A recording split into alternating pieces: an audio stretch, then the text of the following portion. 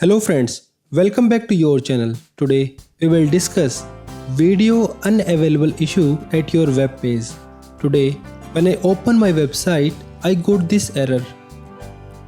But this video was removed so I cannot recover this. When I check my second page I got another error. Video unavailable because it was disabled by video owner. Maybe you have faced this issue as well. Don't worry, follow these simple steps to resolve it. Now go to your YouTube channel,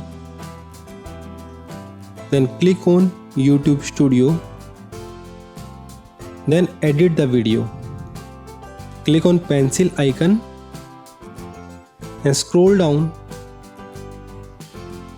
Then you will get option show more. Click on that. Scroll down and find the option allow embedding.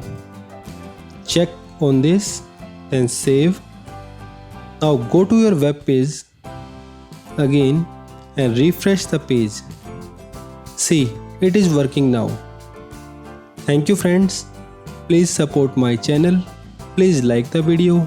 Subscribe the channel for more informative videos about digital marketing and all.